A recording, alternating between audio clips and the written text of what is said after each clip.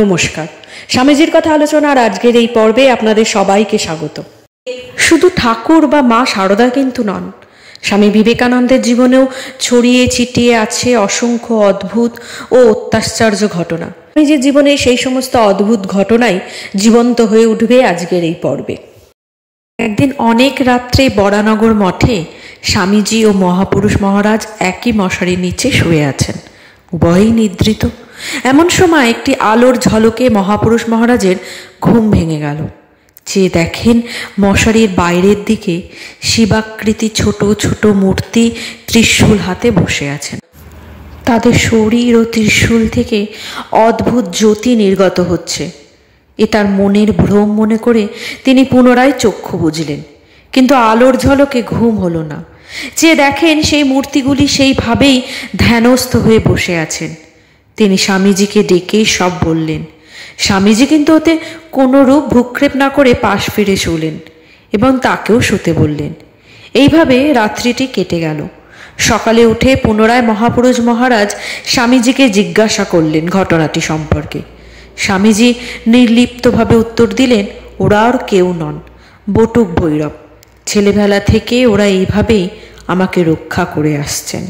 মহাভারতের পিতামহ ভীষ্মের মতন ইচ্ছা মৃত্যু বর স্বামীজি পেয়েছিলেন মৃত্যুঞ্জয় মহাদেবের কাছ থেকে, তাই তার মৃত্যু ভয় ছিল না।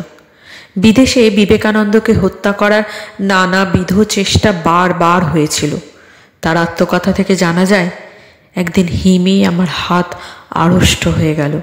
এই ঘোরতর শীত প্রধান দেশ আমেরিকায় আমি যে কি করব তা ভেবে পেলাম না, কারণ আমি যদি রাস্তায় ভিক্ষায় বের হই সঙ্গে সঙ্গে জেলে পাঠিয়ে দেবে। তখন আমার কাছে শেষ সম্বল কয়েকটা মাত্র ডলার। আমি মাদ্রাজে চিঠি করলাম। থিওজফিস্টরা ব্যাপারটা জানতে পেরে লিখল, শয়তানটা শীঘ্রই মরবে, ঈশ্বরের ছায় বাঁচা গেল।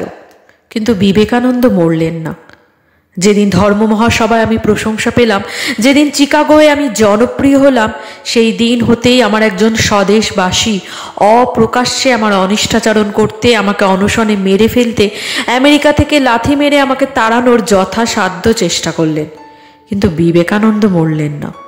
আমেরিকার পশ্চিম প্রান্তের একটি শহরে বেদান্তের চরম সত্য ব্যাখ্যাকালে তিনি বলেন, যিনি সর্বোত্তম সত্যে উপস্থিত হন তিনি পারিপার্শ্বিক অবস্থা থেকে মুক্ত হন।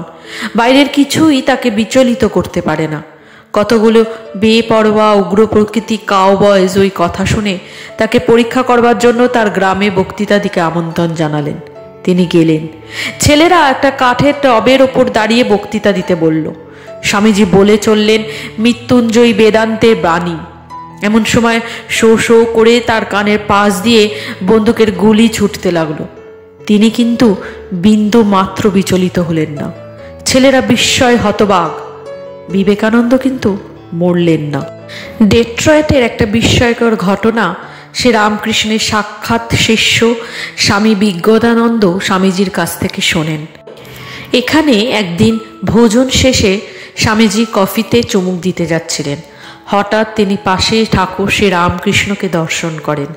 তিনি স্বামীজিকে সাবধান করে বললেন, খাসনি, ওতে বিষ। বিবেকানন্দ মরলেন না। বোস্টনের আরেকটি ঘটনা, তার নিজের কথায়, আমি সেখানে গেছিলাম।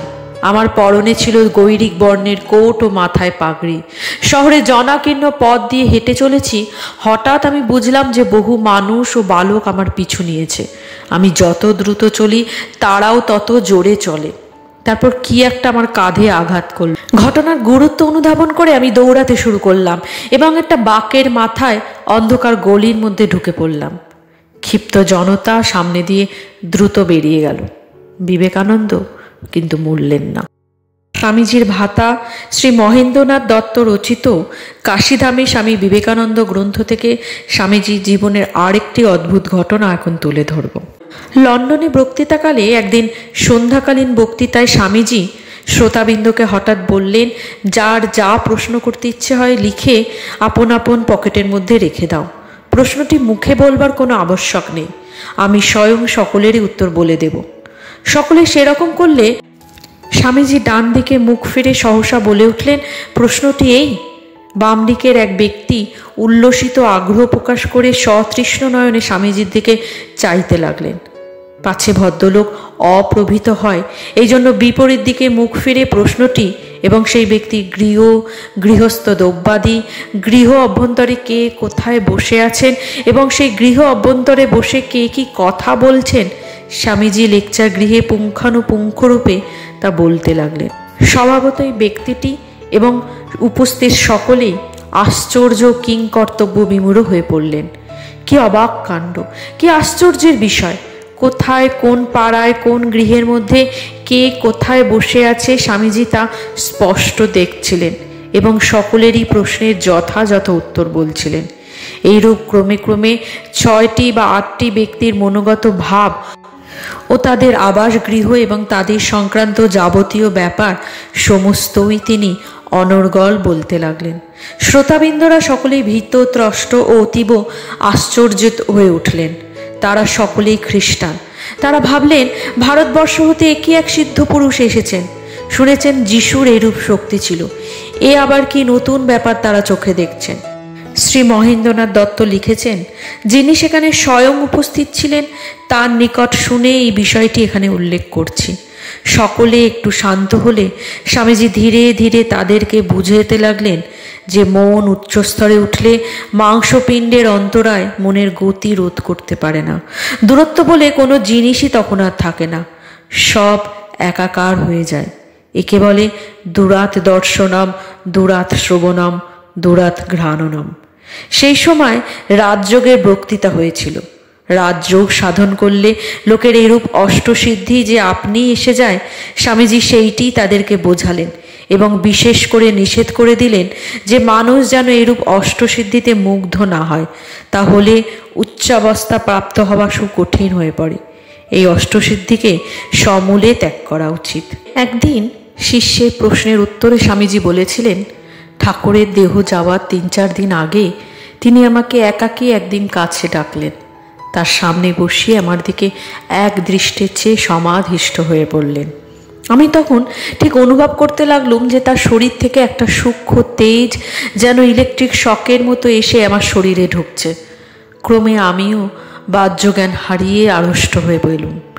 কতক্ষণ এরকম ছিলাম আমার কিছু মনে পড়ে না। যখন বাহ্য চেতনা হলো, দেখি ঠাকুর কাঁদছেন। জিজ্ঞেস করায় ঠাকুর স্নেহে বললেন, আজ যথা সর্বস্ব তোকে দিয়ে ফকির হলাম। তুই এই শক্তিতে জগতের অনেক কাজ করে তবে ফিরে যাবি। আমার বোধ হয় ওই শক্তি আমাকে কাজে সে কাজে কেবল ঘোরায়। বসে থাকবার জন্য আমার এই দেহ হয়নি। শিষ্য অবাক হয়ে শুনতে শুনতে ভাবতে লাগলো, এ সকল কথা সাধারণ লোকে কিভাবে বুঝবে কে জানে। রামকৃষ্ণের মহাপ্রয়াণের 1 সপ্তাহ পরের কথা। স্বামীজি তখনও শুধুই নরেন। হরিশ নামে একজন গৃহী ভক্তের সঙ্গে নরেন কাশীপুর বাগানের মধ্যে ছোট্ট ডোবাটির ধারে দাঁড়িয়েছিলেন। রাত তখন প্রায় 8টা। হঠাৎ নরেন দেখলেন বাগানের ফটকের দিক থেকে কাপড় চোপড়ে ঢাকা একটি উজ্জ্বল বস্তু তাদের দিকে এগিয়ে আসছে। চকিতে নরেনের মনে হলো ঠাকুর নয় তো। তখনই হরিশকে কিছু বললেন না, ভাবলেন হয়তো তার দৃষ্টি বিভ্রম। কিন্তু পর মুহূর্তেই চাপা গলায় হরিশ বলে উঠল, ওটা কি? সঙ্গে সঙ্গে নরেনও চেঁচিয়ে উঠলেন, কে ওখানে? নরেনের চিৎকার শুনে বাগান বাড়ি থেকে অন্য ভক্তেরাও তখন ছুটে এসেছেন। কিন্তু সেই উজ্জ্বল বস্তুটি যেমন এসেছিল ঠিক তেমনই হঠাৎ করে 10-12 গজ দূরে জুই ঝাড়ের মধ্যে যেন মিলিয়ে গেলেন। ঠাকুরের শরীর যাওয়ার পর স্বামীজি কি সত্যি সত্যি সম্মুখে স্বচক্ষে তার দর্শন পেয়েছিলেন? তার উত্তরে স্বামীজি বলেছিলেন, ঠাকুরের শরীর যাওয়ার পর আমি কিছুদিন গাজীপুরে পাওহারি বাবার সঙ্গ করি। পাওহারি বাবার আশ্রমের অনতি দূরে একটা বাগানে ওই সময় আমি থাকতাম। লোকে সেটাকে ভূতের বাগান বলতো, কিন্তু আমার তাতে ভয় হতো না। জানিস তো আমি ব্রহ্মদৈত্য ভূতের ভয় বড় পাই না। ওই বাগানে অনেক লেবু গাছ বিস্তর ফলতো। আমার তখন অত্যন্ত পেটের অসুখ, আবার তার উপর সেখানে রুটি ভিন্ন অন্য ভিক্ষাও পাওয়া যেত না। কাজে হজমের জন্য খুব লেবু খেতুম। পাওহারি বাবার কাছে যাতায়াত করে তাকে খুব ভালো লাগলো। তিনিও আমায় খুব ভালোবাসতে লাগলেন। একদিন মনে হলো সে রামকৃষ্ণদেবের কাছে এতকাল থেকেও এই রুগ্ন শরীরটাকে দৃঢ় করবার কোনো উপায় তো পাইনি। পাওহারি বাবা শুনেছি হঠযোগ জানেন। এর কাছে হঠযোগের ক্রিয়া জেনে নিয়ে শরীরটাকে দৃঢ় করে নেবার জন্য এখন কিছুদিন সাধনা করব। জানিস তো আমার রোগ, যা মনে করব তা করবই। যেদিন দীক্ষা নেব মনে করছি, তার আগে রাত্রে একটা খাটিয়ায় শুয়ে পড়ে ভাবছি, এমন সময় দেখি ঠাকুর আমার দক্ষিণ পাশে দাঁড়িয়ে এক দৃষ্টে আমার পানে চেয়ে আছেন, যেন বিশেষ দুঃখিত হয়েছেন। তার কাছে মাথা বিখিয়েছি, আবার অপর একজনকে গুরু করব এই কথা মনে হওয়ায় লজ্জিত হয়ে তার দিকে তাকিয়ে রইলুম। এই রকমভাবে বোধহয় 2-3 ঘন্টা গত হলো। তখন কিন্তু আমার মুখ থেকে কোনো কথা বেরোলো না। তারপর হঠাৎ তিনি অন্তর্হিত হলেন। ঠাকুরকে দেখে মন এরকম হয়ে গেল, কাজে সেদিনের মতো দীক্ষা নেওয়ার সংকল্প স্থগিত রাখতে হলো। 2-1 দিন বাদে আবার পাহাড়ি বাবার নিকট মন্ত্র নেবার সংকল্প হটল। সেদিন রাত্রেও আবার ঠাকুরের আবির্ভাব হলো, ঠিক আগের দিনের মতোই। এরূপ উপর্যুপুরি 21 দিন ঠাকুরের দর্শন পাবার পর দীক্ষা নেবার সংকল্প একেবারেই ত্যাগ করলুম। মনে হলো যখনই মন্ত্র নেব মনে করছি, তখনই যখন এরূপ দর্শন হচ্ছে, তখন মন্ত্র নিলে অনিষ্ট বই ইষ্ট হবে না। জয় তু স্বামীজি। আজকের আলোচনা এ পর্যন্তই। কেমন লাগলো তা অবশ্যই আমাকে কমেন্ট করে জানাবেন। ভালো লাগলে লাইক শেয়ার করতে কিন্তু ভুলবেন না। আর যদি চান এই আলোচনা নিত্যসঙ্গী হতে, তাহলে অবশ্যই আমার চ্যানেলটি সাবস্ক্রাইব করে নেবেন।